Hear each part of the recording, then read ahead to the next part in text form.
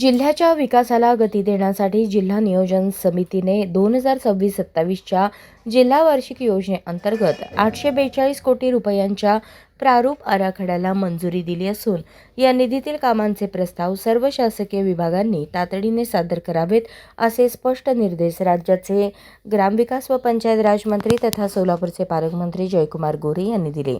नियोजन भवनातील जिल्हा नियोजन समितीच्या बैठकीत बोलताना पालकमंत्री गोरे यांनी सन 2025-26 मध्ये जिल्हा वार्षिक योजनेअंतर्गत झालेल्या उल्लेखनीय कामगिरीचे कौतुक केले।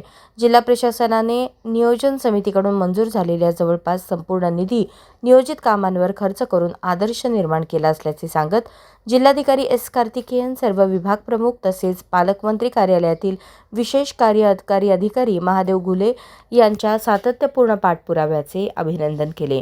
यावेळी 2025-26 मधील 935.44 कोटी रुपयांच्या खर्चास समितीने मान्यता दिली।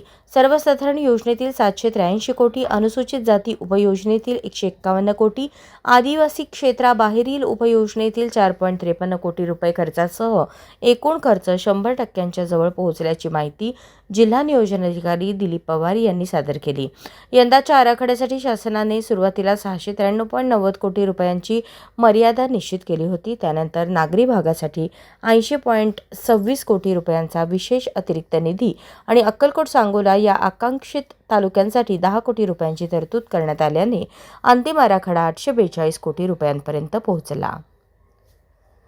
बैठकीत जिल्हा परिषद अध्यक्ष दीपक वैद्य, महापौर विनायक कोंडल, खासदार प्राध्यापिका ज्योती वाघमारे, ओमराजे निंबाळकर, प्रणिती शिंदे, मुख्य कार्यकारी अधिकारी कुशल जैन, पोलीस आयुक्त एम राजकुमार, पोलीस अधीक्षक अतुल कुलकर्णी यांच्यासह विविध विभागांचे वरिष्ठ अधिकारी उपस्थित होते।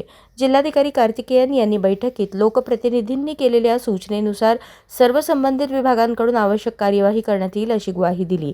त्यामुळे आगामी आर्थिक वर्षात जिल्ह्यातील विकास कामांना अधिक वेग मिळण्याची अपेक्षा व्यक्त होत आहे। अशाच नवनवीन अपडेटसाठी जनता राज्य न्यूज चॅनलला सबस्क्राईब करा, लाईक करा आणि शेअर करायला विसरू नका।